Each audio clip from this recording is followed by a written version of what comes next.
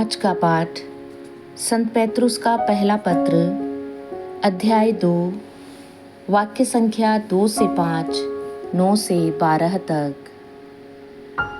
आप लोगों ने अनुभव किया है कि ईश्वर कितना भला है, इसलिए नवजात शिशुओं की तरह शुद्ध आध्यात्मिक दूध के लिए तरसते रहें, जो मुक्ति प्राप्त करने के लिए आपका पोषण करेगा।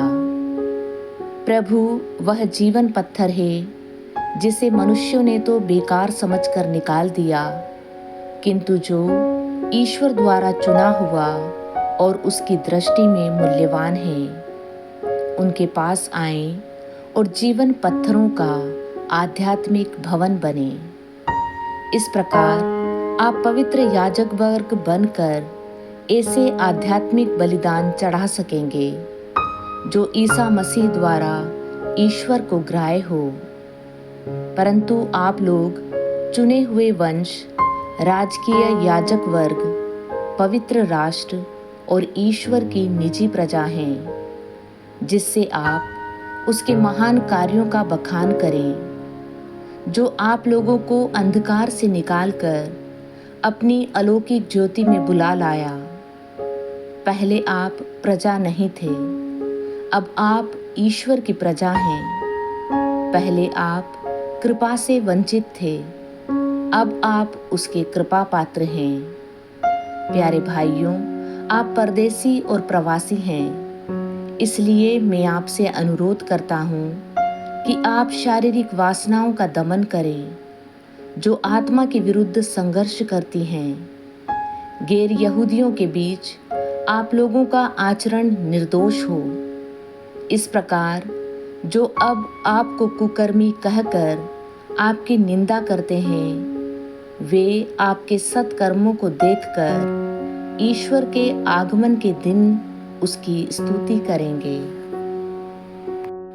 आज का सुसमाचार संत मार्कुस अध्याय 10 वाक्य संख्या 46 से 52 तक।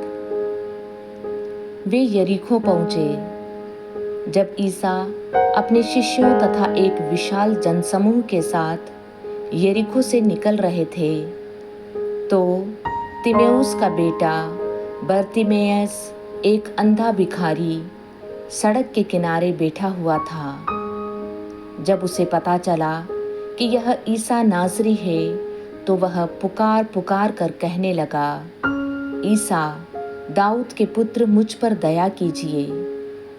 बहुत से लोग उसे चुप करने के लिए डांटते थे, किंतु वह और भी जोर से पुकारता रहा, दाऊद के पुत्र, मुझ पर दया कीजिए। ईसा ने रुककर कहा, उसे बुलाओ।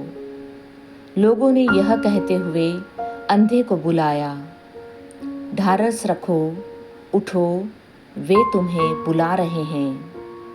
वह अपनी चादर फेंक कर उछल पड़ा और ईसा के पास आया। ईसा ने उससे पूछा, क्या चाहते हो? मैं तुम्हारे लिए क्या करूं? अंधे ने उत्तर दिया, गुरुवर, मैं फिर से देख सकूं।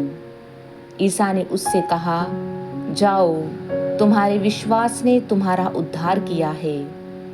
उसी क्षण उसकी दृष्टि लौट आई और वह मार्ग में ईसा के पीछे हो लिया।